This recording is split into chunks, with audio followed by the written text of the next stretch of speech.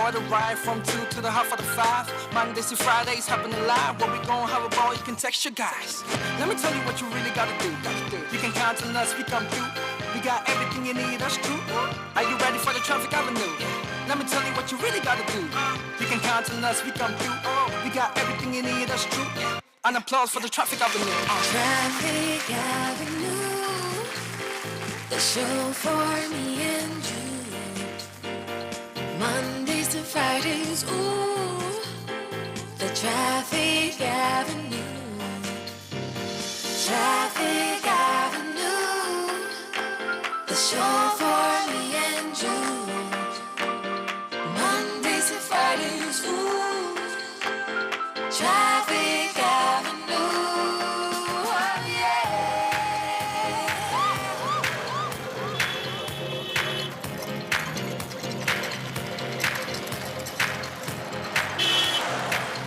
Go for gold and bet risk-free on the new season with Betway. Use the golden booking code found on the Betway site to bet on selected match week and get 100% back as a free bet on any losses. You always get more with Betway. Regulated by the Gaming Commission of Ghana. No under 18. Terms and conditions apply. Betway. Get way more. City 97.3. Accra. Eyewitness News. Be there as it happens. City News.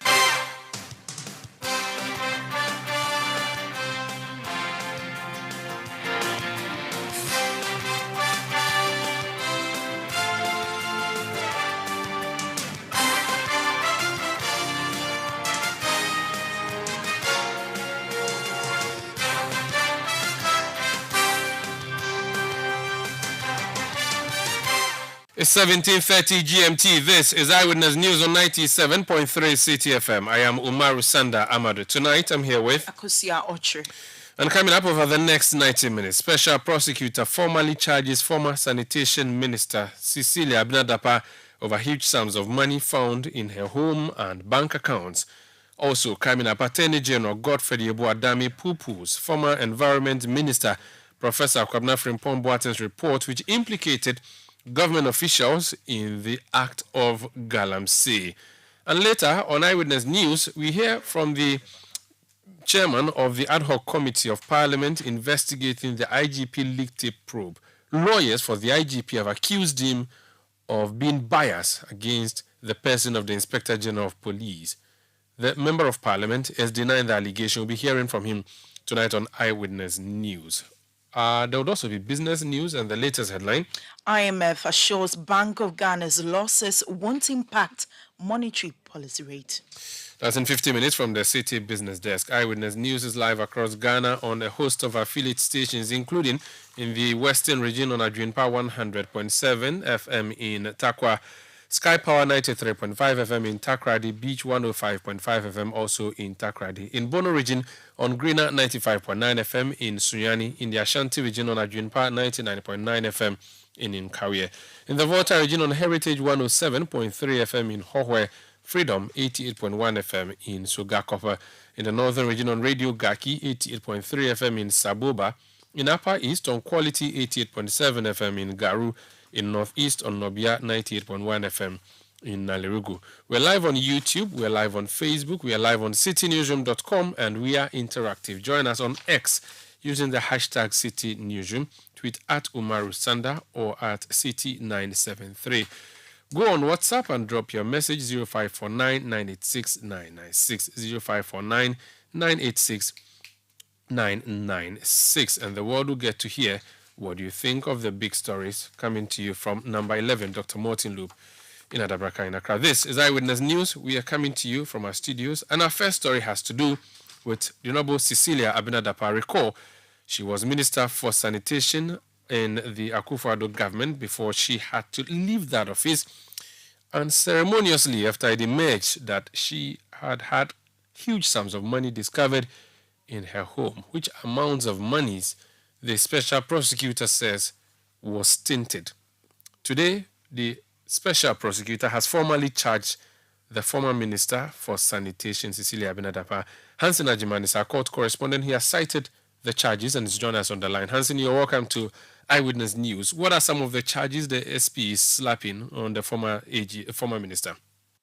So far, what we've seen has to do with her refusal, or what the Office of the Special Prosecutor has described as failure of the former sanitation minister to respond to a query by the Office of the Special Prosecutor to declare her property and income within 30 days. And so the particular charge, as we've seen per the charge sheet from the Office of the Special Prosecutor, is that the former sanitation minister failed to comply with a lawful demand of an authorized officer of the Office of the Special Prosecutor in the performance of his functions contrary to Section 69(1)(a) of the Office of the Special Prosecutor Act 2017, Act 959. So basically, this is the charge that we've so far seen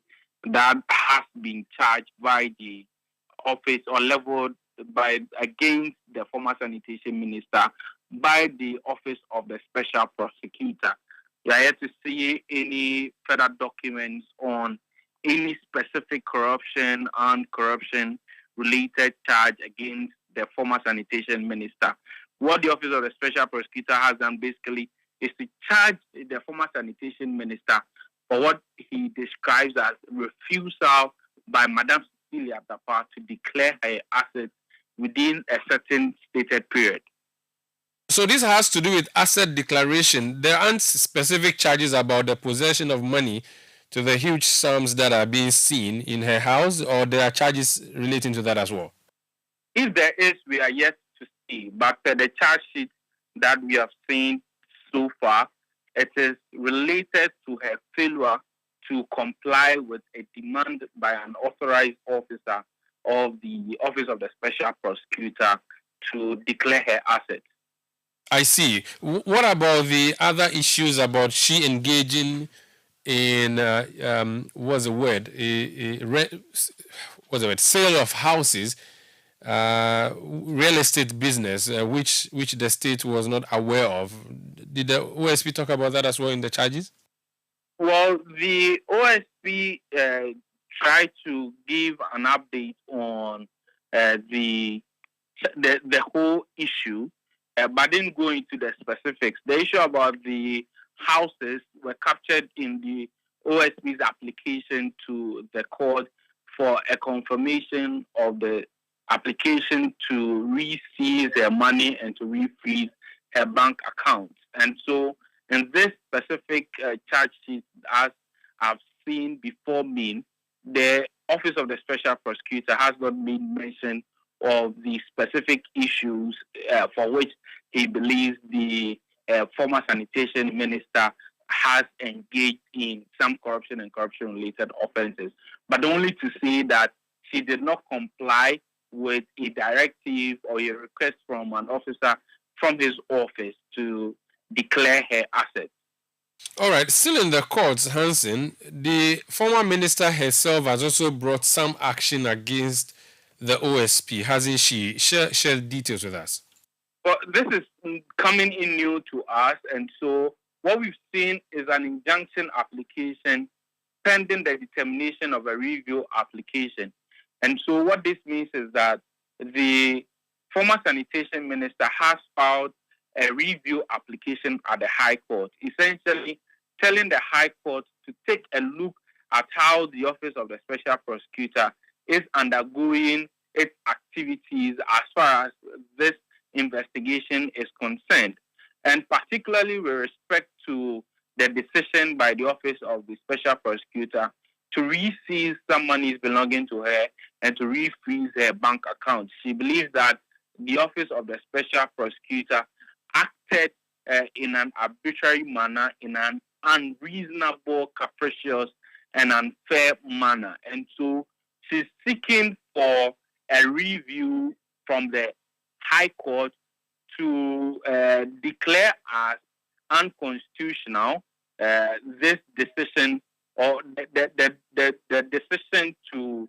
re-seize her money and to refreeze her account.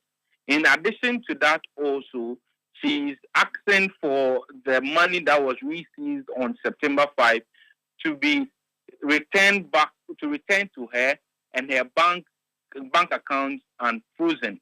And then she's seeking an order prohibiting the office of the special prosecutor to stop continue or not to continue with the investigations into the investigations of corruption and corruption related offenses against her and her husband.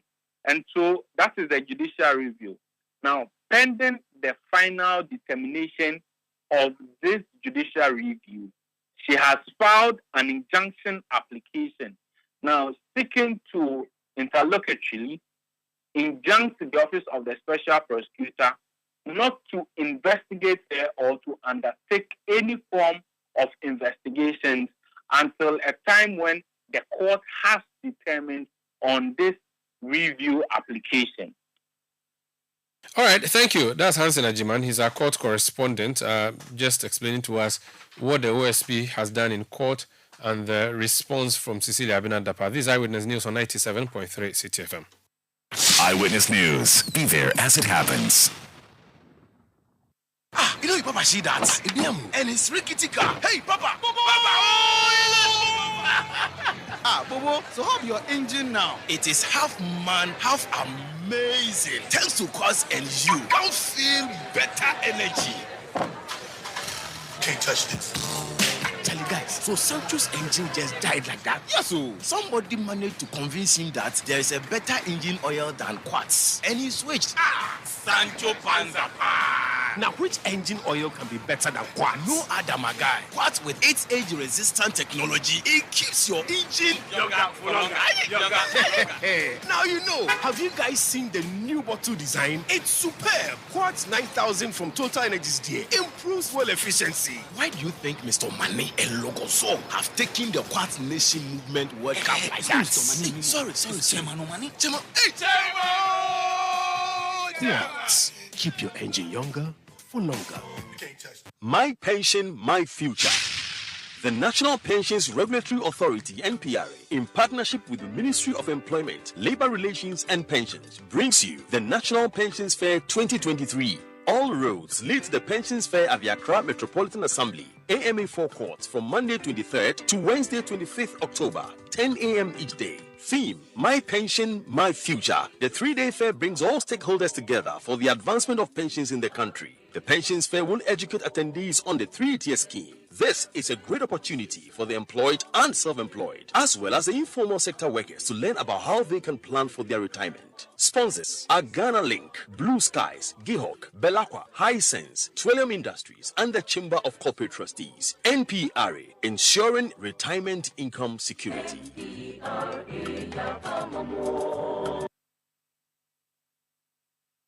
Eyewitness News. Be there as it happens. Eyewitness News. Be there as it happens. You're welcome back. This is Eyewitness News on 97.3 Citi FM. We are coming to you from our studios in Adabraka in Accra. We are also around the globe on Newsroom.com. One of the stories we're looking at here tonight, former Sanitation Minister Cecilia Abena formally charged in court by the special prosecutor who's brought a number of charges against her. And so we've just been looking at that. She herself has also filed an application for an interlocutory injunction against the Office of Special Prosecutor to stop the office from investigating and prosecuting her and her husband, Daniel Ose Kufuor, on charges of suspected corruption and corruption-related offenses. Let's move to some other stories. Akosia. Yes, the National Union of Ghana Students, NUGS, has initiated discussions with the Scholarship Secretariat and also the Ministry of Foreign Affairs to resolve the issues raised by some students from the University of Education, Winneba, who are studying in Togo. Or these students say part of a 4-month exchange program in Togo have reported that their monthly allowances as well as their book and health allowances have not been paid for 2 months. NUGS President Daniel Opontreme confirmed that they have contacted the relevant authorities to address this matter.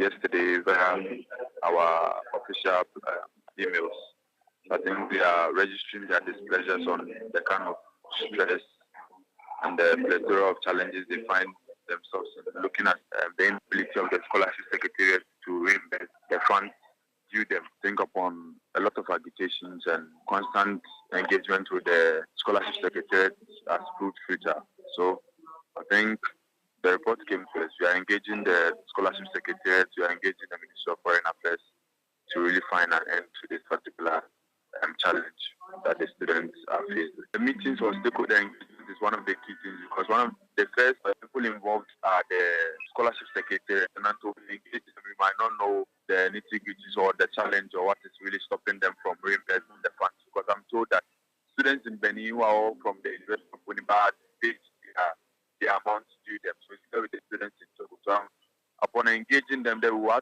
get to know the challenges and the next step that will be taken in case the engagement proves futile. President of the National Union of Ghana Students, Daniel Opontremi.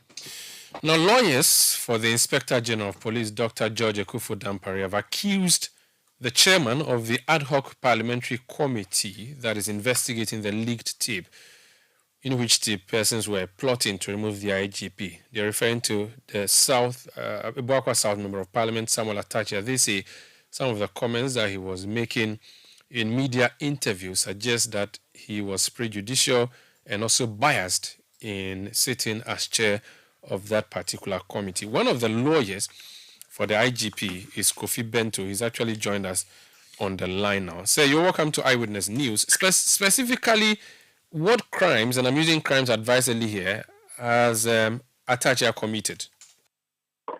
Well, good evening. We are not saying he has committed crimes. We are stating, as a matter of fact, that we are worried about some of the utterances he makes, and then also some of the positions he has taken. Already, we have had cause to complain about the procedure that he has adopted. I remember my senior colleague mentioned it, raised it, and it was overruled, so to say. Subsequently, we have seen a few things which have given us cause for worry. And under the circumstance, it has become necessary for us to state categorically that we do not think that the chairman is restricting himself to the remit of the committee and to the assignment that the speaker gave him. And the way he's conducting the processes at the committee leaves a lot to be desired. But our client has instructed us to do everything to cooperate with the committee to ensure that if there's anything at all that he can do to help them arrive at the information that they are looking for to, deal with the issues that they are seized with, that will be done. But we as lawyers also have to be minded, around what is called procedural justice. It's not just about, going out and looking for anything anyhow. We think that there must be procedural justice. If we are dealing with evidence, we must know what we are dealing with. We must be given sufficient time to answer to it. And you cannot have a situation where the remit of the committee is now turned around and made open-ended, and then any and everything can be brought in, and all kinds of, questions asked, whether they are related or they are not related. That will not be right, and we as lawyers do not think that we should allow that. So these are some of the things that we have raised concerns about, and we are hoping that the chairman would take note of them and amend his ways. So you said that his conduct isn't consistent with the dictates of the speaker when he set up the committee.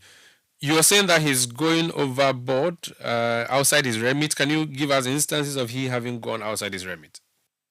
Well, the committee was set up to probe the issues regarding the leaked tape. And the leaked tape itself was the discussions about how some people were going to engineer the removal of the IGP. And the remit of the committee was to ascertain the veracity of the tape. Was the tape true or not? Okay, and investigate the conspiracy to remove the IGP, and then investigate other matters contained on the tape. The witnesses have confirmed that it's their voice that is on the tape. The one who taped the whole thing has confirmed, I taped it. Investigating the conspiracy to remove the IGP is an issue that makes the IGP the victim. He is the one who is at the receiving end of that conspiracy. It is our respectful view that indeed there is no problem, because if somebody says it's going to do something that they have no power to do, and they are basically constituting themselves into, a team to gossip or talk about their ambitions, it's up to them. If there is crime involved there, then there will be some other unit that should deal with that. And as far as we are concerned, there is really no real issue even concerning that. However, it has been admitted, the matter has been resolved, okay?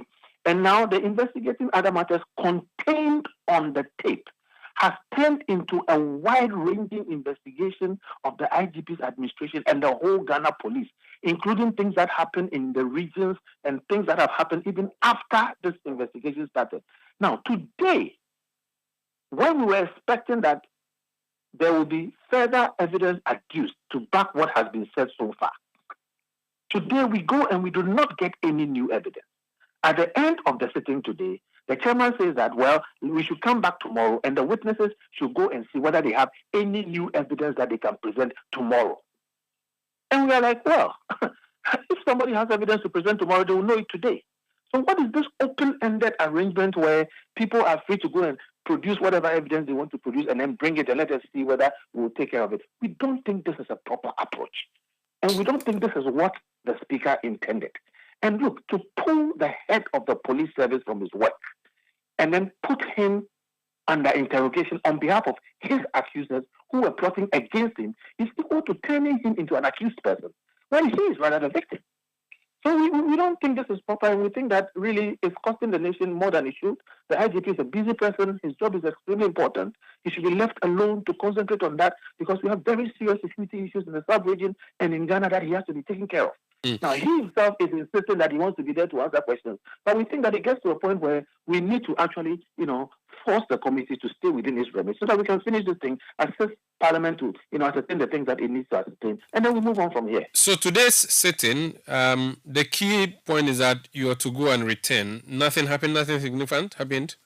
Well, we had a number of hours of, going back and forth. Nothing substantive, because there was no new evidence. And something very important. Now, I am not interested in disclosing things that, should not be disclosed. So the ones that I can disclose are the ones that I'm disclosing. There were statements that were made in public.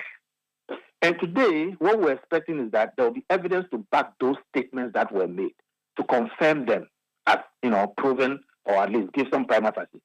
On the other hand, they rather came and they made changes to the positions they had taken previously. They made changes to the statements they had made. They made corrections to the things that they had said under oath.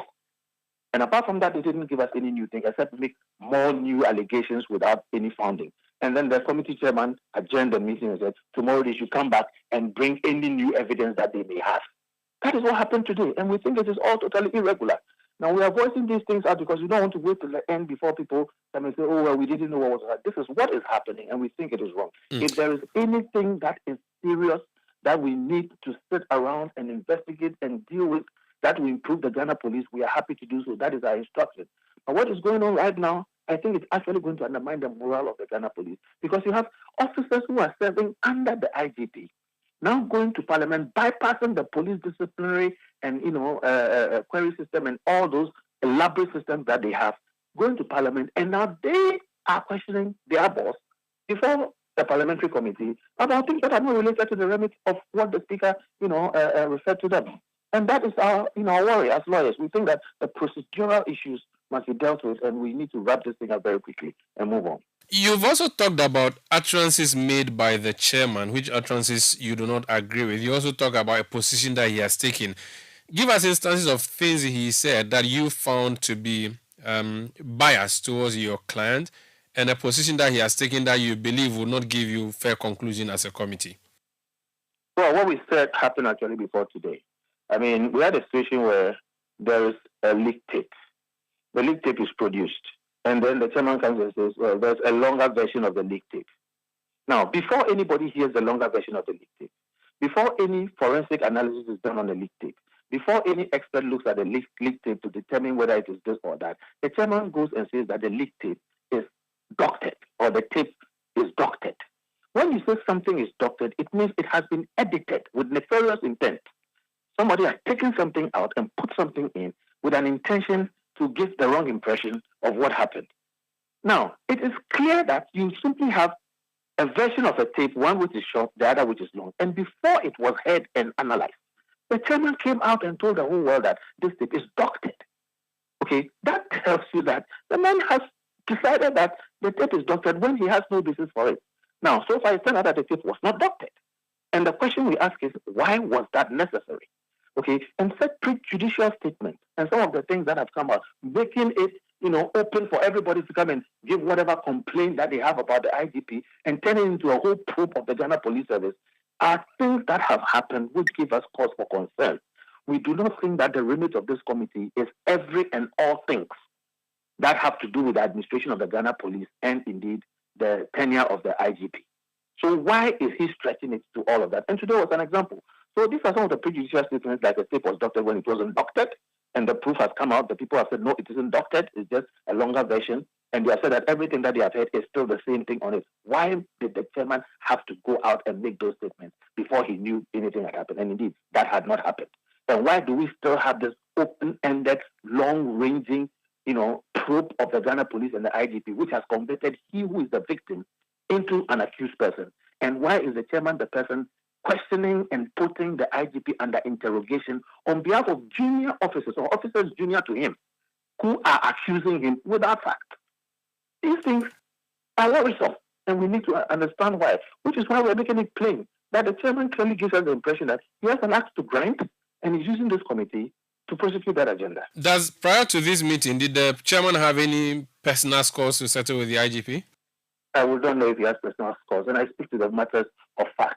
Whether he has personal scores or not is really not important to me. The issue is that when you have a situation where the speaker gives you a remit as chairman of a committee, you actually have been sent to do a work on behalf of the speaker. You have to limit yourself to that. Even if you have something against somebody, you limit yourself to what you have to do. So we think that his personal scores or whatever with his IGP is not an issue. The issue is that you should do your work as it has been handed to you. You should not stretch it beyond the proper remit. And you should not try to bring every and all things in a probe that is really about something which we think is idle gossip and should not be taken seriously. So the IGP returns tomorrow and the day after to Saturday? Well, that is the nature of the invitation. But today, it turns out that there was nothing new to deal with. And I'm saying the chairman said we should come back tomorrow. We asked, what about? He says, come back to see whether there will be any new evidence that we need to interrogate. And we asked, how is that, a proper process? If there's going to be new evidence, one, we should have the benefit of it. We should be able to study it. We should be able to respond to it. How do we come tomorrow only to come and find whether there will be new evidence? But you go either way, wouldn't you? We are lawyers and we are under instruction. If you left it to me alone, I may give a different advice. Our client has insisted that we cooperate fully. And sometimes even when we advise that maybe we should do things differently, I think the whole idea is that we make sure that we leave no doubt that we will be able to answer every and any question. Okay. Just that it is also important that we do not make this open-ended and something that lasts forever. It should come to an end at a point. Thank you. We'll go tomorrow and we'll continue from there. Thank you so much for your time. That's Kofi Bento. He's one of the lawyers for the Inspector General of Police, George Ekufo Dampare. Let's hear now from the chairman of the committee, the Honorable Samuel Ataja, MP for Ebuakwa South. Chairman, you're welcome to Eyewitness News. The accusation against you is that, first of all, you are conducting a probe which has tentacles so wide that you're going outside the remits that were given you by the speaker when they gave you a terms of reference to operate as a committee. You are now even discussing the operations of the police service, even at the regional level, and so on. That's the first accusation. How do you respond, sir? That is totally baseless. Nobody can educate us about our remit. Our remit is so clear, and we understand what we are doing as a committee. So if anybody says, oh, we're trying to exceed our remit, in what areas are we trying to exceed our remit? It's not gone beyond the tape and the ramifications of the tape to the extent that we are not just going to call the whole of the world to come and address the issues that could be gone into. So I'm very much surprised that somebody is saying that they're trying to go beyond our remit.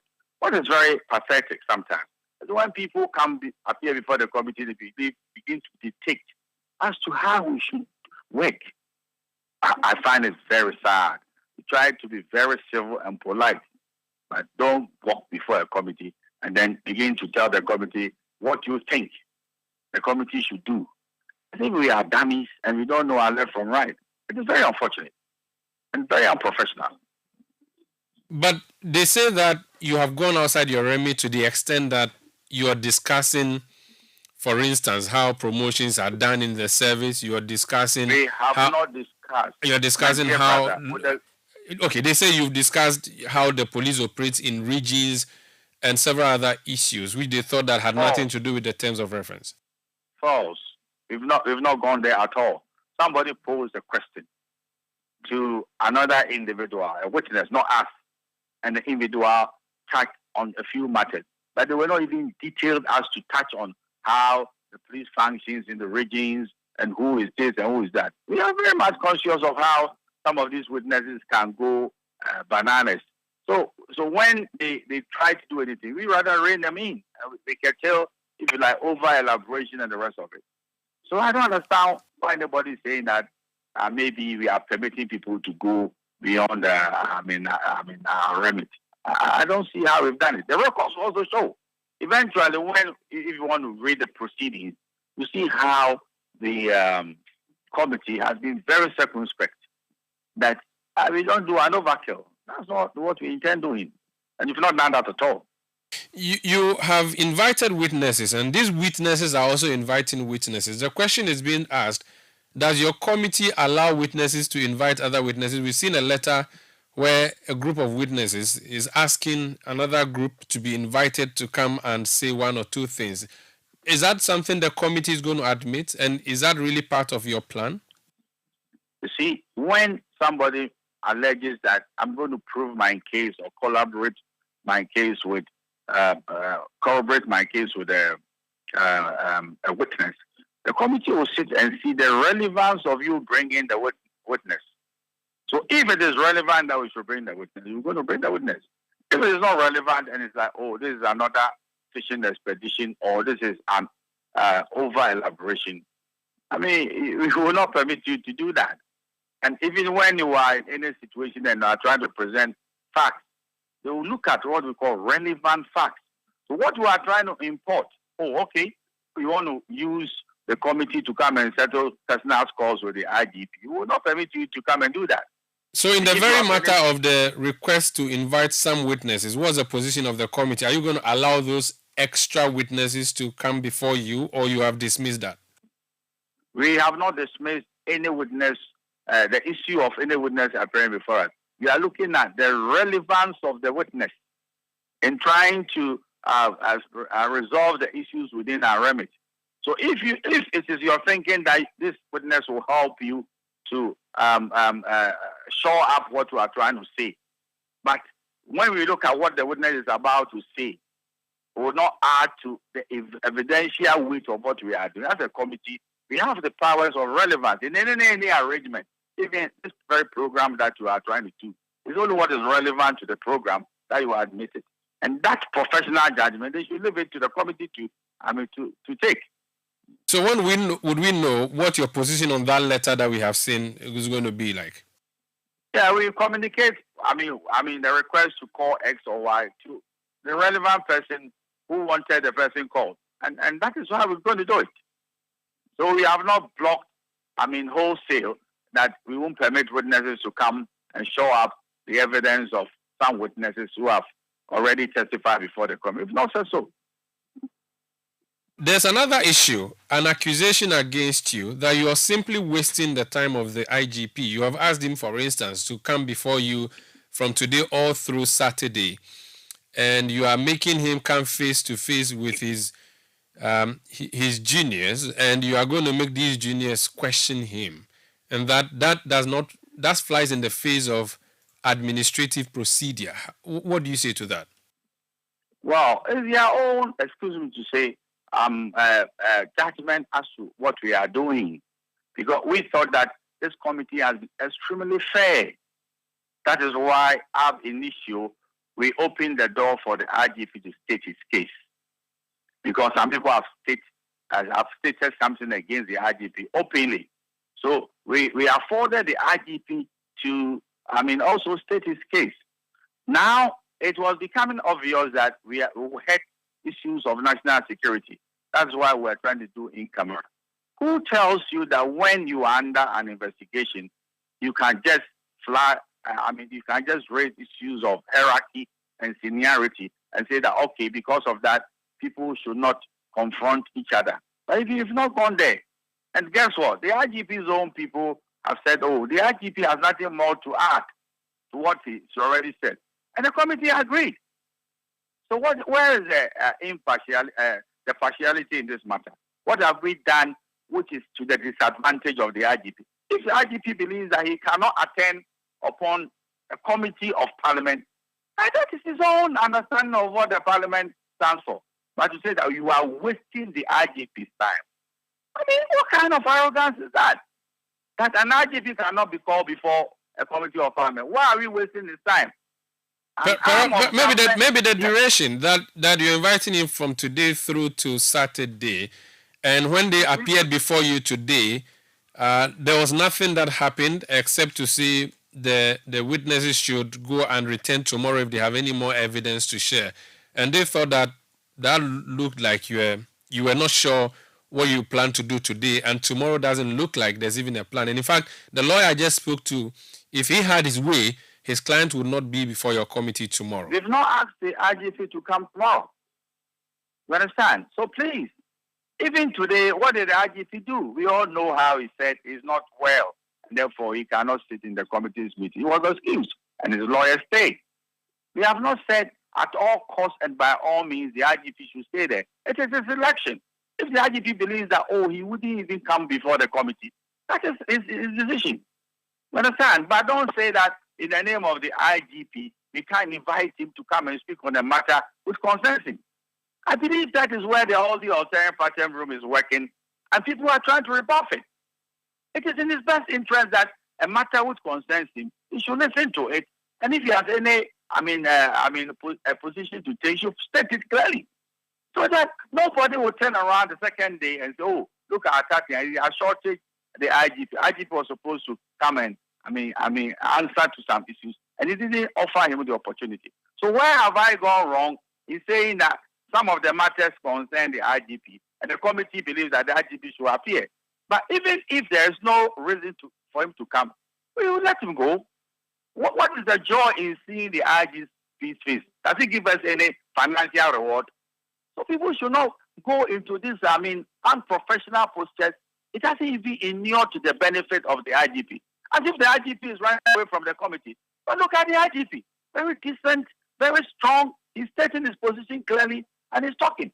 Why should a lawyer who's supposed to understand the issues of fair hearing begin to say that, you are wasting the IGP's time? That language is very bad and contemptuous of Parliament. We are giving the IGP's time. We are given to understand the Speaker expected you to report to the House with your findings by 10th September. Today is 10th October. You still have not done it. If it is true that you are supposed to have reported by 10th September, then it means you have delayed by 1 month, and that could be one of their justifications, no? We have not delayed at all. And everybody should bear in mind that we've been very, very consistent with it. What actually happened is that because they also needed to study what has gone ahead of them, we adjourned. We adjourned for them to look at the documents and study the documents. Where did we go wrong? And if you see somebody is saying that maybe you might want to continue up to Saturday, the same person who wants the proceedings ended so that the IGP will be free to go and do his work is complaining. If you don't sit day to day to end it, how are you going to finish the business? How can you talk about delay and you find it very inconvenient to appear? You can have it both ways.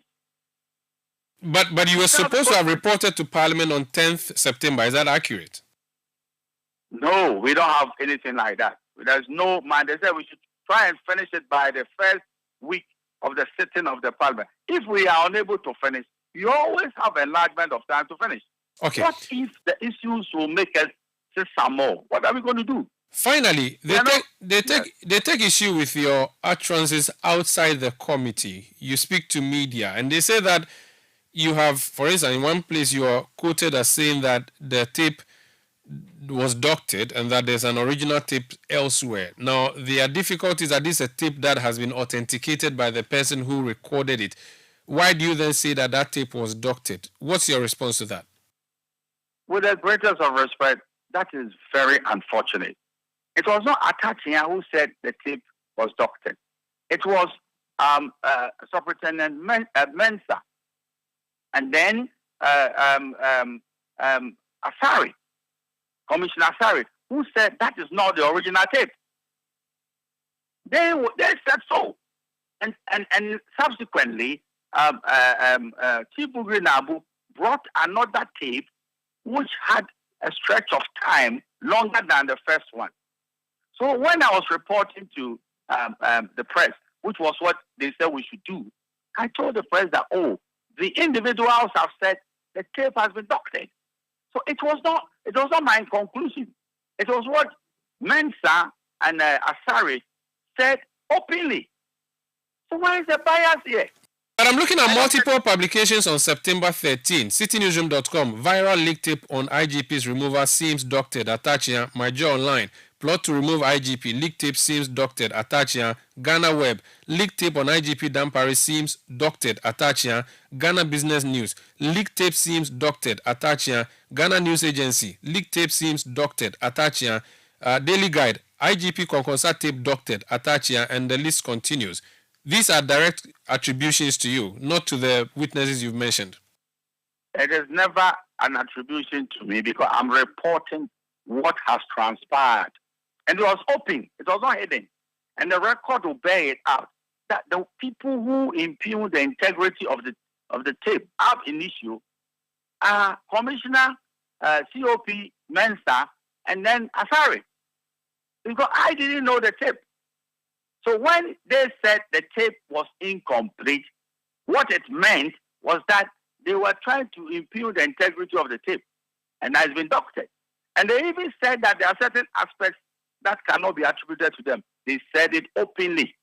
So when I appear before the press, that what the evidence that is coming out is leading us to say, us to come to some understanding that the tape is not the original one.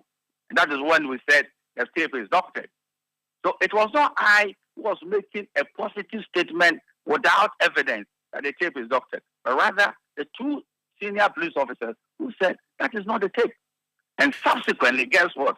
Subsequently, the same Chief Bugri Nabu brought another tape, which was different from the first one. So what is the point of the matter? Okay. Finally, if the IGP were listening to you, what can you say to him to assure him that he would get the fairness that he deserves before your committee? And to people who may think that you have issues against him, what do you say to them? I don't have an ambition to become an IGP. That's the first thing I would tell him. Number two, I can never manufacture lies against the IGP. I will never improve upon the evidence before this committee. In fact, as a matter of principle, everything we are doing is being recorded verbatim. So how can I screw the evidence against the IGP? And what will be the motive of doing that? So I don't get how some people are nervous about my person. On the contrary, I think the IGP knows me fairly well. I don't have those propensities. What will be the basis of doing this against the IGP? Meanwhile, the IGP is not on trial. It is rather the people on the tape who are being interrogated that did you conspire to get an arrangement to remove the IGP for fear that if he's around, we cannot win election. So how does anybody in his right mind say that we are investigating the IGP? What has the IGP done on the tape? He was being, those interviews were recorded. So let the IGP know and the rest of them who are having their own fevers. That is not the business of Atachia. I don't have even the nature to lie about another man. And I'm not the only one on the committee. They should stop pretending that I'm the one who's going to write the financing. It will be the committee's thinking that will be embodied in the report. And everybody will come for the proceeding. Even the voice record, if you are interested, they'll give it to you. I can't improve upon the evidence, I'm afraid. Thank you so much for speaking to us, sir. Enjoy. That's the chairman of the ad hoc parliamentary committee investigating the leaked tape, the Honorable Samuel Atachia, who is MP For Ebuakwa South, he's former Minister for Works and Housing. This is Eyewitness News on 97.3 Citi FM. We return with more. Please stay with us. Eyewitness News. Be there as it happens.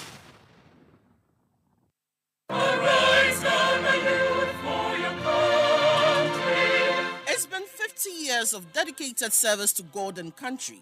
Ghana mebunu yemamwayuko. Under the auspices of the Ministry of Education, the Board and Management of the National Service Scheme announced the official launch of its 50th anniversary on the 10th of October 2023 at the University for Professional Studies, Accra at 10 a.m.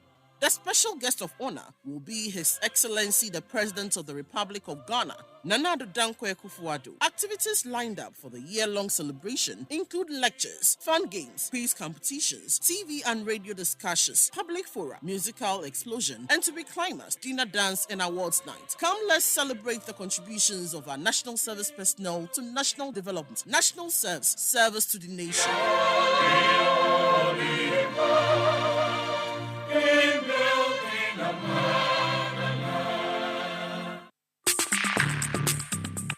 Let your voice be heard on Eyewitness News on Facebook at facebook.com/Citi97.3, Twitter at twitter.com/Citi973, and Instagram at instagram.com/Citi973 with the hashtag Eyewitness News.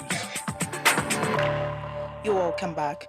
Now, the Attorney General, Godfrey Yeboah-Dame, has disclosed that a former Minister for Environment, Science and Technology, who doubled as the former chairman of the Interministerial Committee on Illegal Mining, Professor Kwabena Frimpong-Boateng, has not provided the necessary evidence to support his report on illegal mining for the prosecution of individuals implicated. According to the AG, several attempts by the police to obtain further information from Professor Frimpong-Boateng to substantiate the allegations in the report and to assist them in conducting further investigations were unsuccessful. Well, the Attorney General also stated that police investigations did not find any evidence supporting the allegations made by Professor Frimpong-Boateng against the individuals cited in his report. Well, the AG instructed the police to conduct and conclude investigations on this matter and provide him with a report. Away from that, aggrieved customers of the defunct Gold Coast Fund Management, previously known as Black Shield Capital Limited, are picketing at the Finance Ministry. All they are demanding the release of their locked-up funds, which were trapped when the government revoked the company's license. Over 55,000 customers were affected by this closure. The protesters are specifically concerned that the approved 8.6 billion Ghana cedis allocated by Parliament for their settlements has not been disbursed to them. Some of the affected customers have voiced their frustrations with the news team. From 20 years to 80 years, you put your money, say, oh, I'm coming to rest in the house and get investment for the money. See now, they lost the money. See, if it were you, you will not die. See now, see our book are costing in the market. So you take that money to pay in school fees. Now, I don't know. I said today, we are taking the money. Either rain or shine, we are standing here. Child 23 years old. What do you think I live on? So we are just begging the government to give us our money. According to them, they have given it to us. The 8.6 billion that is added to the 70, which has not been paid. And yet, they are saying they've given it to us. No, I wouldn't have come if I've been paid. Yes. So we are just pleading. You heard that some of the customers of defunct Gold Coast Fund Management who are picketing at the Ministry of Finance. Now, the President, Nana Addo Dankwa Akufo-Addo, has announced a state funeral for the late former First Lady, Madam Theresa Kufuor. Nana Akufo-Addo says the former wife of former President John Agyekum Kufuor deserves to be given all the respect of the state. Speaking at a meeting with the family of Madam Theresa Kufuor, President Akufo-Addo says the state funeral will be held on November 16 for for the late former First Lady. Now, the Asante Youth Association has given the government a 1-month ultimatum to expedite work on abandoned projects in the Ashanti region or face a massive protest.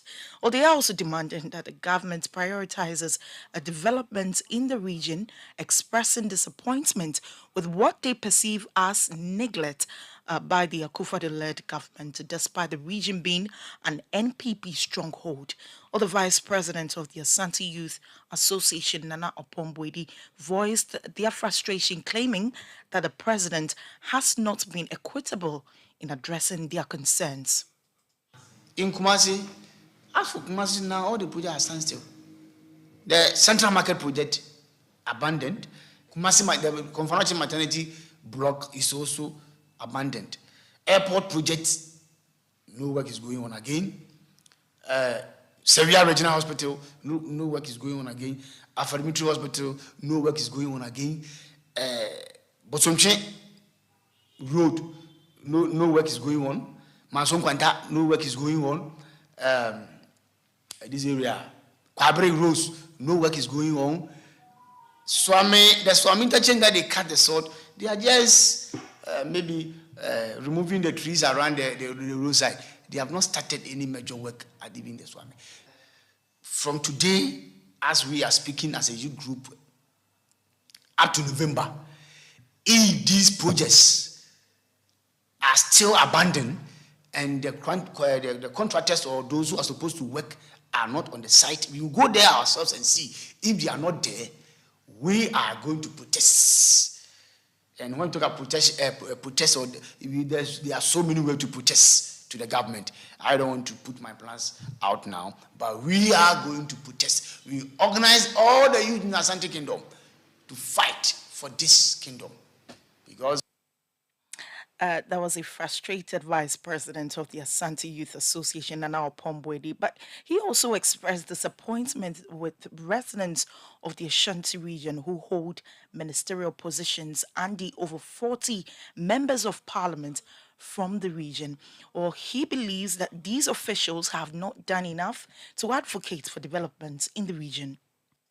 So those cabinet ministers who are sitting in Accra and they will come only on weekend to attend funeral and then dash, collect 100 cities and go away. That is not what we are looking for. We are looking to hear their voice speaking that our region is left behind, so that the government go back and do whatever they expected of doing it. And there are MPs who are also sitting down. For the 3 MPs, they are the majority in parliament and they are not fighting for Asante development.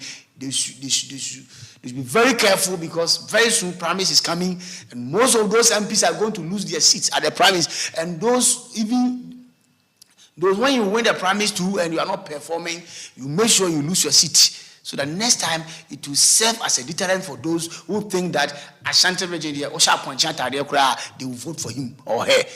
That era is gone. Now we vote for you, your credibility, your contribution towards the region, not your handsomeness or your lineage or you are from the maybe a powerful family. No, we want those who are serious about the development of Asante. So the MPs, they should watch out. We are going to go around to their constituencies and campaign against them if they are not ready for the region development. You heard the vice president of the Asante Youth Association, Nana Opombwedi. Now, the Minister of Transport, Kweku Furiyesiama, has announced plans to introduce electric or driverless vehicles in Ghana to advance transportation in the country. He made this announcement during the inaugural International Driver and Vehicle Licensing Innovation Conference, which was held at the Kempinski Gold Coast Hotel in Accra. Or the ministry, in collaboration with the Driver and Vehicle Licensing Authority and also other stakeholders, is actively planning for the future of the road transport sector with a focus on utilizing advanced vehicles in Ghana's transportation system. The movement, the Ministry in collaboration with the Ministry of Energy, the Ministry of Environment, Science and Technology, the Ministry of Transport, and the Ministry of Finance to support from public sector reform from the North project is spearheading the development of national policy to guide the uptake of electric vehicles in our country. The policy is intended to achieve, among others, the following critical outcomes: promotion of sustainable transport, energy security and economic benefits, improve air quality and public health. Kweko Siama is the Minister for Transport. Now, as the world observes the World Mental Health Day today, authorities at Pantan Hospital are calling for increased public awareness campaigns to combat the stigma surrounding mental health issues in the country. They emphasize the need for policy reforms, integration of mental health into primary health care, community-based services, stigma reduction initiatives, professional training, collaborations, and digital innovations. In an interview with City News, the medical director of Pantan Hospital, Dr. Frank Benin, highlighted Ghana's notable progress in delivering high-quality mental health care to patients. If you look at the state of mental health in Ghana, you have to look at it from a number of perspectives. And the first is you would have to look at services within the system. Then you have to look at facilities available. Then you have to look at funding for it. Then you have to look at are people able to access it. Then you want to look at logistics that people need to be able to work. Nationwide, I think we haven't done badly, to be honest. At the moment, you probably will find a mental health service in every district of this country. Different cadre of staff in those areas. For example, when you go to the districts, the community psychiatric units, you'll find mental health nurses who are manning them, and they are doing some pretty good job. I think the ministry went into producing sort of middle level where they were looking at physician assistants who specialize in psychiatry, and then these people were going to areas that they didn't have access to the very highly specialized people, like some of the regions. So I would say on the whole, we haven't done badly, taking a look at the fact that the numbers have moved from, let's say, 10 years ago, where you probably will have just about 10 psychiatrists, to now something closer to 100. Dr. Frank Benin is the medical director of Pantan Hospital. Meanwhile, the hospital's Operation Set the Captives Free initiative has so far rescued 9 individuals. This ongoing initiative aims to provide comprehensive care to 300 mentally ill individuals living on the streets and reintegrate them into society. Head of Public Health at Pantan Hospital, Dr. Alex Owusu, called on all relevant stakeholders to support the hospital in overcoming financial constraints and sustaining this vital initiative. Ultimately, we are looking at this becoming a program like the National AIDS Control Program, the TB Control Program. We think that this should be a program with enough funding and wouldn't just be a Pantan Hospital thing, but ultimately all the other facilities will come on board so that together we can provide this holistic care to these homeless mentally ill people on the street. Because Pantan Hospital cannot pick up all the mentally ill people in Ghana. No, even Accra and Tema alone, it will be difficult for Pantan Hospital to do it alone. So we will need everyone on board. But there are quite a number of challenges we face. The biggest of them has been financing. It's been very expensive. The initial proposal, we were looking at people being with us for 3 months, but we noticed that there are people who have been with us for about 2 years, and the hospital keeps paying for them, feeding them, providing a place for them to live, caring for all their medical needs. I mean, it's a few, but they add up to the cost. We've not been able to identify their families. We have some that are foreign nationals. We have one in Nigeria, was trafficked in for sex work, developed a mental illness. We picked her on the street, treated her. Now we have to send her back to Nigeria. And all these delays means more cost. That was Head of Public Health at the Pantan Hospital, Dr. Alex Owusu. Eyewitness News. Be there as it happens. Get the details. Every significant financial transaction, every market movement, and all the policies that affect your business. City Business News. Be informed. Akosi Ultra here with City Business News on Eyewitness News. It was powered by citybusinessnews.com. Let's settle for the details. The International Monetary Fund, IMF, says the losses incurred by the Bank of Ghana, BOG, will not affect the central bank's ability to conduct monetary policy. Calls for the sacking of the governor of the Bank of Ghana are increasing due to the loss of about 60 billion Ghana cedis in the 2022 financial year report. Or the IMF mission chief for Ghana, Stefan Rode, assess per their assessment of the central bank, it will recover these losses in the midterm. And he was speaking to Bernard Avle on the point of view on Citi TV. It doesn't really affect the delivery of the program. I think what we are seeing on our side when we engage with the Ghanaian authorities is excellent collaboration between the fiscal authorities, the Ministry of Finance in this case, and the Central Bank of Ghana. And Ghana faces very, very difficult economic and financial situations. In a context like this one, this is something that is very, very important, and we are seeing that. As far as the central is concerned, indeed, the central bank has incurred losses in 2022. The domestic debt restructuring has had an impact. The central bank has participated in that exercise, like other creditors, has borne its share of the debt relief burden. What gives us comfort is that we have worked with the authorities to do an analysis of the impact of these losses on the central bank, and the reduction in the net equity of the balance sheet of the central bank, we see it as likely to improve over the medium term and to be recovered over the medium term. So that gives us comfort. The other aspect that is also very important is that our assessment is that these losses are not going to have any impact on the central bank's ability to conduct monetary policy. So it does not endanger the objectives that we have under the program to continue to reduce inflation going forward and gradually to go towards 8%, the central bank's target for inflation. The IMF mission chief for Ghana also indicated that the country's economy is growing at a rate of 3%, which they say is very encouraging and will go a long way to ensuring the smooth disbursement of the second tranche of the $3 billion credit facility from the fund. To keep in mind is that our assessment at the current juncture is very positive. And so this is what we'll be conveying to our executive board when we present the report and the proposal to complete the review.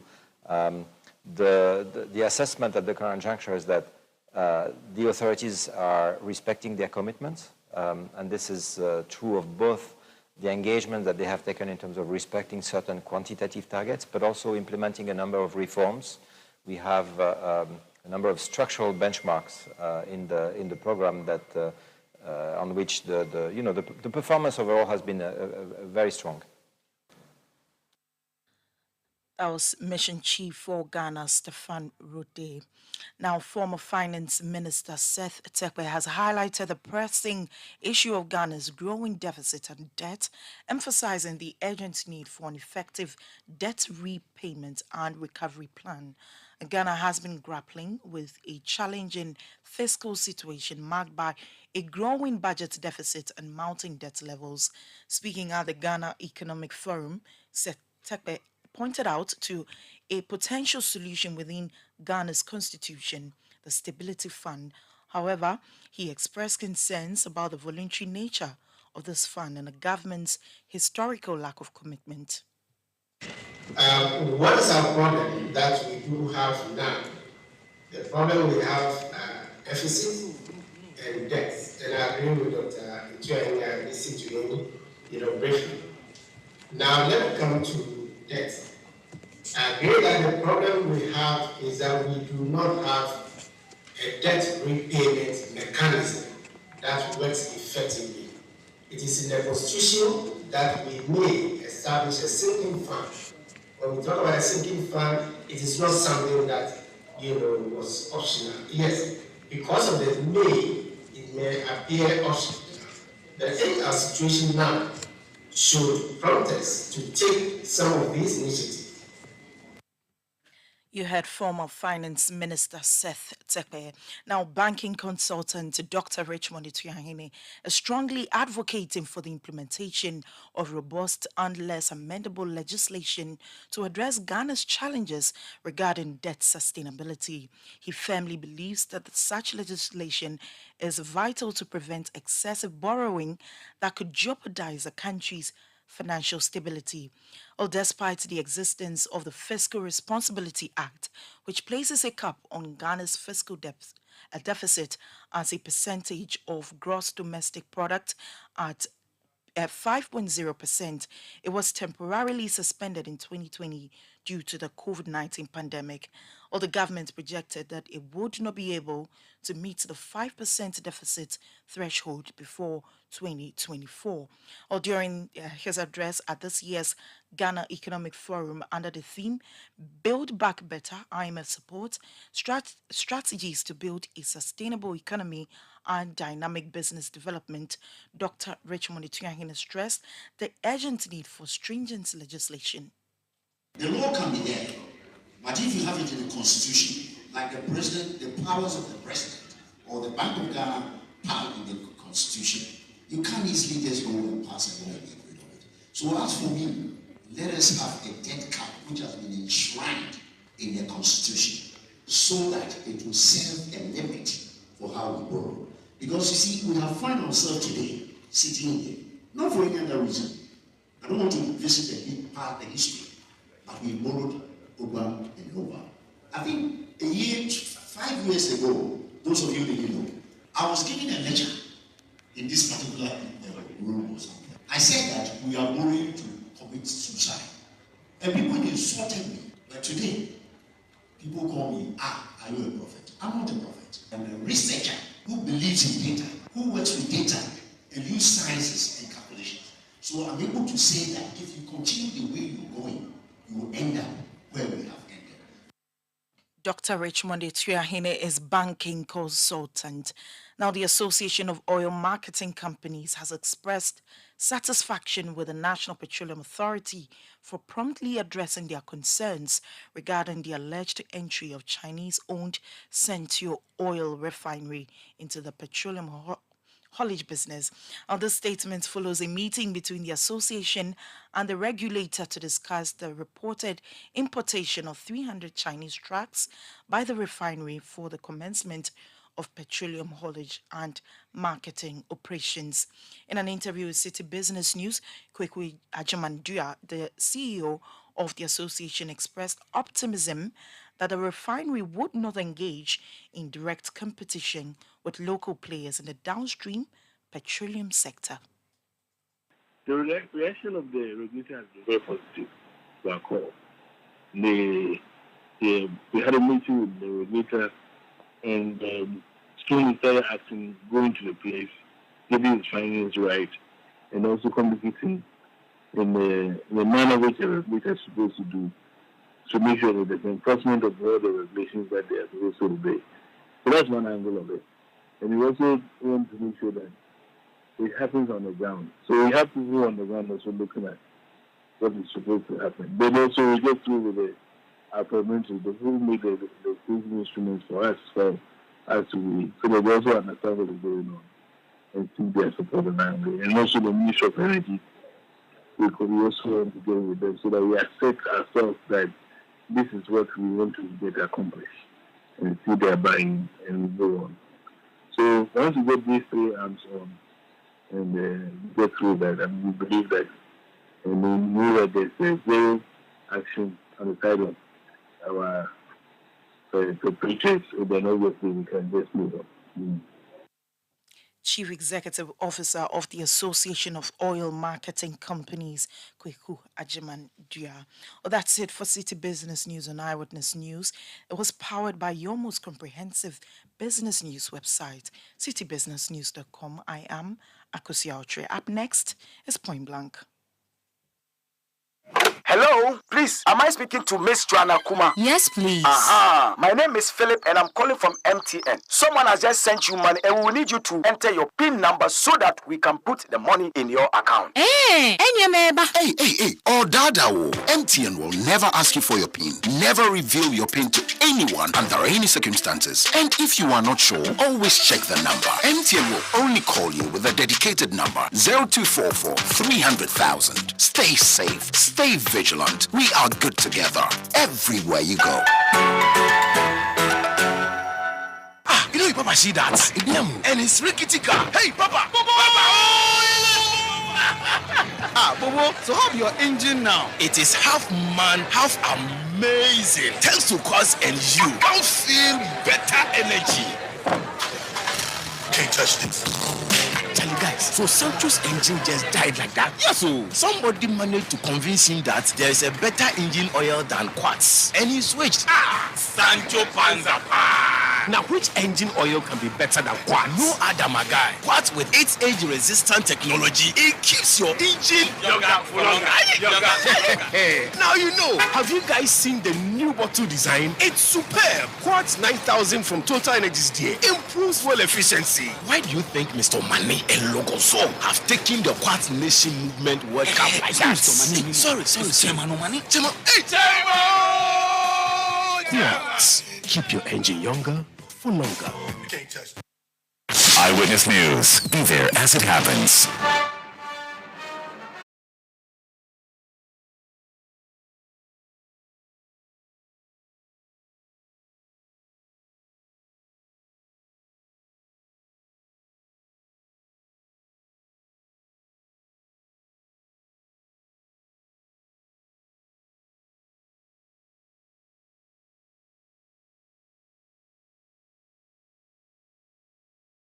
This is Point Blank on Eyewitness News. My name is Umaru Sanda Amadu. The National Service Scheme is 50 years old. Do you remember when you did your national service? Well, I do. I did mine in 2010 here at 97.3 Citi FM. 13 years ago. So today, as NSS marks 50 years, it invited the President of the land, Nana Addo Dankwa Akufo-Addo, to give a speech. It also invited the Speaker of Parliament, Alban Sumana Kingsford Bagbin, to give a speech. So tonight on Point Blank, I'm going to bring you those two speeches. One by the President, who talks about raising or upgrading the National Service Scheme to an authority. And we'll also hear from the Speaker of Parliament, who gives a support of the legalization or legislation if it comes before the House. So let's listen first to the President, and then later we hear from the Speaker of Parliament. I recount the words of the then Member of Parliament for Chimau Ungebiaja, the Honorable John Ajekum Kufuor, subsequently the second President of the Fourth Republic, who intimated during the debate on the processes leading to the passage of Act 426 in 1948 that, quote, the scheme is a vehicle for building national cohesion, unquote. He again posited that, and I quote, we should look at the scheme as a development of human resources. We're going to make our future manpower more prepared to be used more efficiently, unquote. Since then, ladies and gentlemen, the NSS has been a platform for the youth to develop practical skills, leadership qualities, and a sense of civic duty. It has successfully mobilized some 3 million national service personnel in sectors such as education and health. I've been informed of the scheme's tremendous progress under the leadership of its dynamic director, Osei Sibe Entry. My government since 2017 has engaged young people, including national service personnel, in intentional, productive, and constructive ways, whilst recognizing and enhancing their strengths. Specifically, several youth development programs have been put in place, which not only prioritize young adults' needs and build the skills needed to become productive and successful members of society, but also strengthen young people's sense of identity and belief in the future. These include the National Entrepreneurship and Innovation Program, NEIP, the Ghana Enterprises Agency's GEA U-Start program, and the Commission for Technical and Vocational Education and Training, CTVET. Currently, the scheme, through administrative arrangements, has expanded further the scope of its operations with a view to repositioning itself to respond to the exigencies of the time. In doing so, The scheme has created and executed initiatives that have harnessed the potential of the youth for civic duty and national cohesion and help create employment for sustainable development. Together with other partners and with the support from the Ministry of Finance, the following are being undertaken by the scheme in the agriculture sector under the Economic Enclave Program in the next 4 years. Deployment of 65,000 graduate youth to the agricultural enclaves. Creation of 81,000 jobs in agriculture and allied sectors. Development of 20,000 hectares of land for production. Production of 110,000 metric tons of food.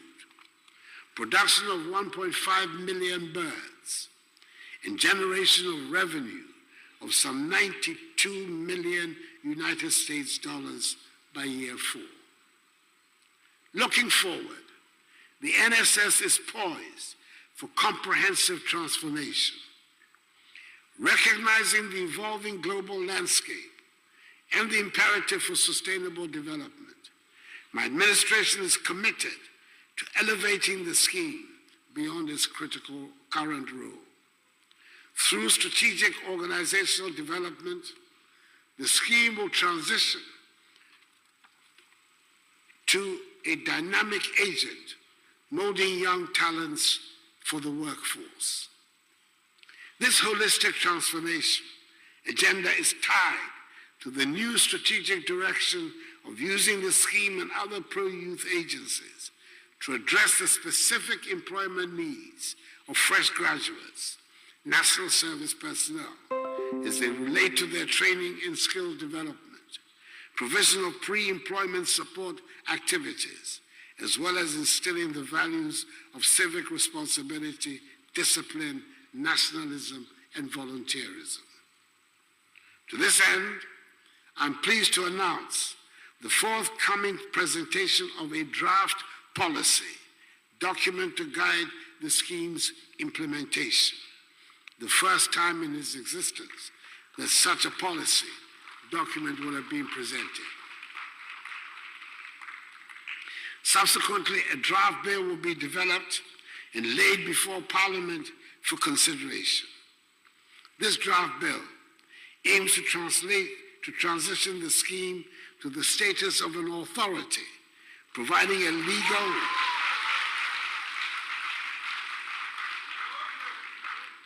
legal framework for the envisaged deployment for employment.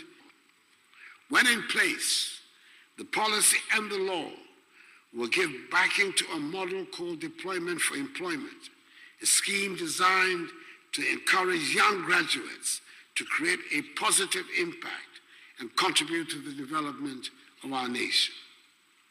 Ladies and gentlemen, with emerging developments across the world, such as globalization, growing youth unemployment, increased migration, climate change and its adverse effects on the environment, as well as the general economic downturn bedeviling many countries, the state and its agencies cannot continue with the business as usual ways of doing things.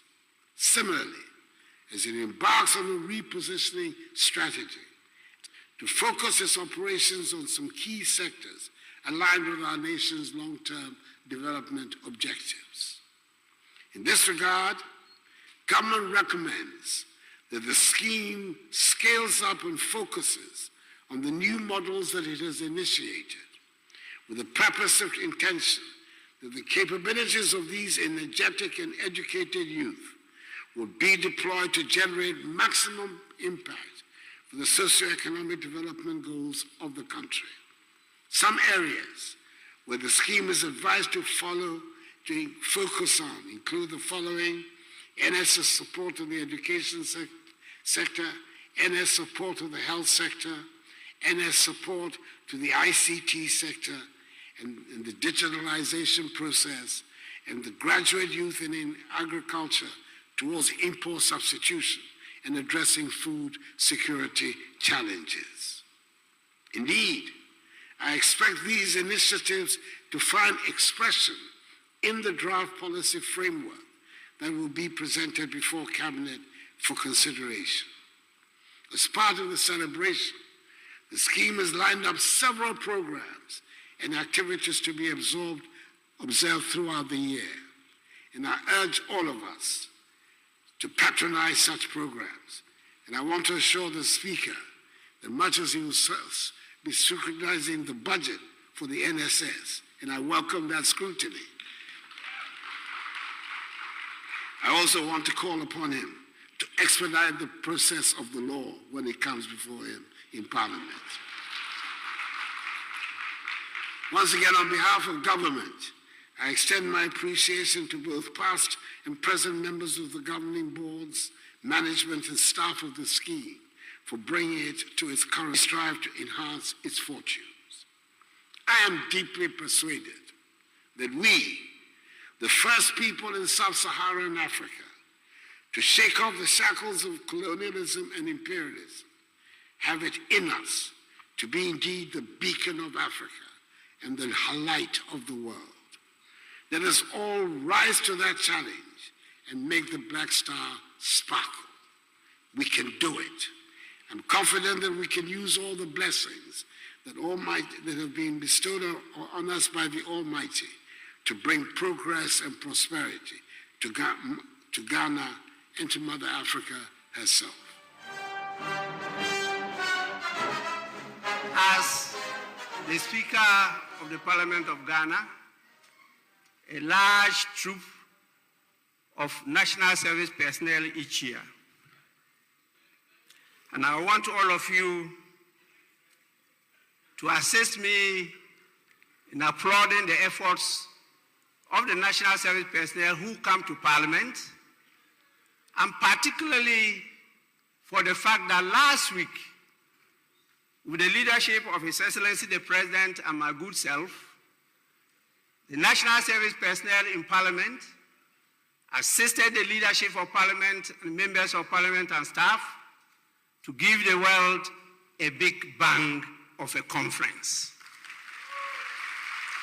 We hosted joyously the Commonwealth Parliamentary Conference in Ghana. And we had over 180 parliaments in the Commonwealth and out of the Commonwealth, because we had representatives from Togo and Gabon who have joined the Commonwealth, participate actively in the proceedings of the Commonwealth Conference. I think, once again, Ghana showed that we have what others do not have. This ended as one of the best ever organized Commonwealth Parliamentary Conference since its establishment in 1911. And I want to thank all Ghanaians for once again showcasing the soft power that we have, which is absent in other countries. A peaceful nation, a hospitable nation, a golden nation, a loving nation. And so I'm here to celebrate all that with you. I register my sincere appreciation to the board and the management of the National Service Scheme. Not just for the invitation to be part of the celebration of the 50th anniversary, but also for the fact that your chief executives over the years have done a tremendous job. The current, my good friend, Doctor, really has exhibited that he is a leader. He came to my office with his deputies and they gave me an insight into what is happening now. acknowledging what they inherited, showing gratitude to those who were there before them, and taking it from there and adding value to what they took over. That is a show of great leadership.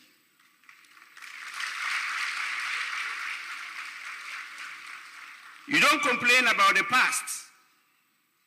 You look to the future.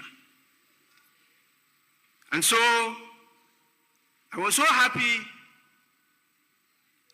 that this opportunity, the celebration of the 50th anniversary, is giving us an ample time to take a journey into the scheme's past, assess the present,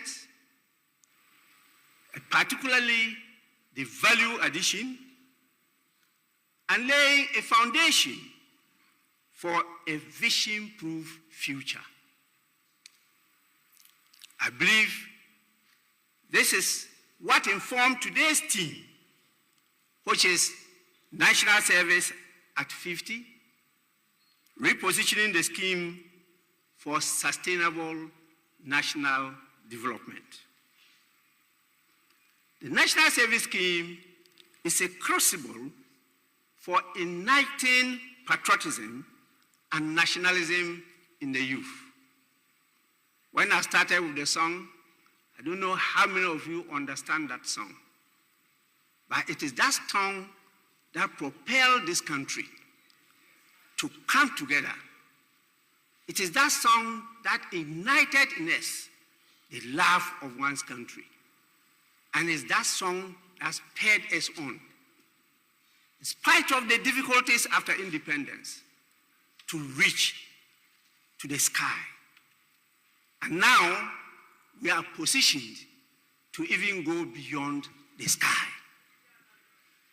We cannot do that without the valuable asset, the wealth of the youth.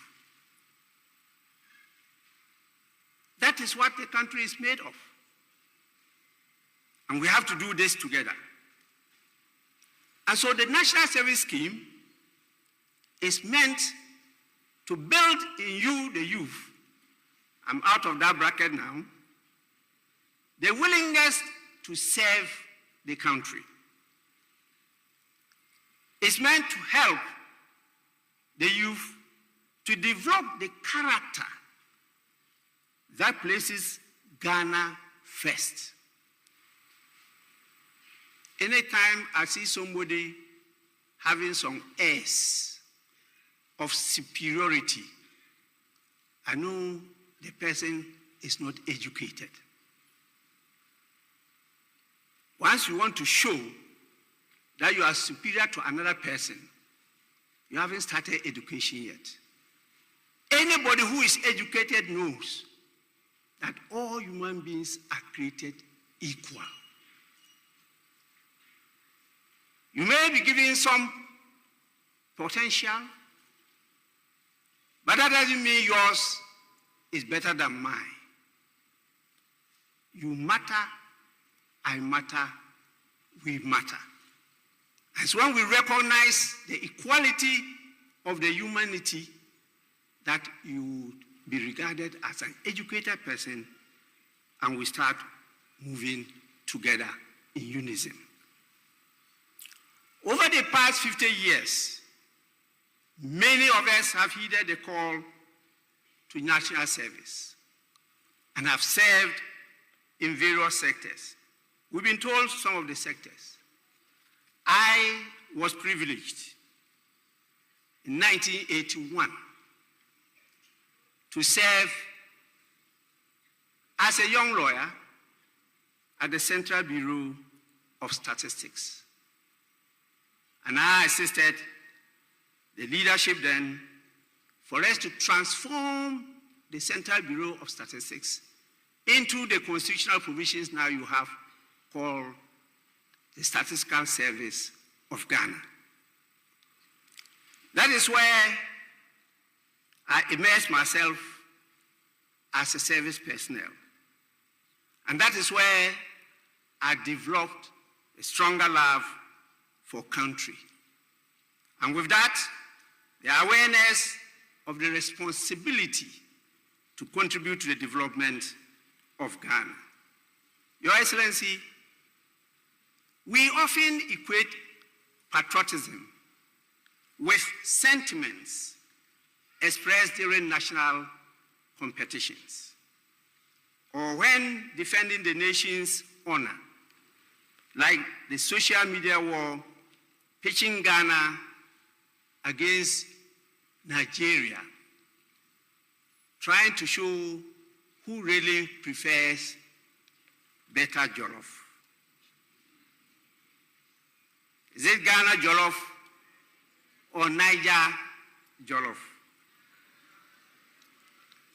None of us initiated jollof, neither Ghana nor Nigeria. Jollof is a local food of the Wolof.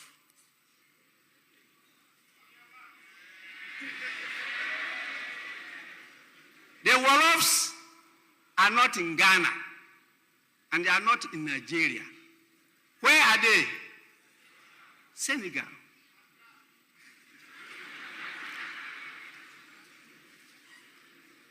And they are out of the equation, and yet we are debating as to which country, whether Ghana or Nigeria, prefers the best jollof.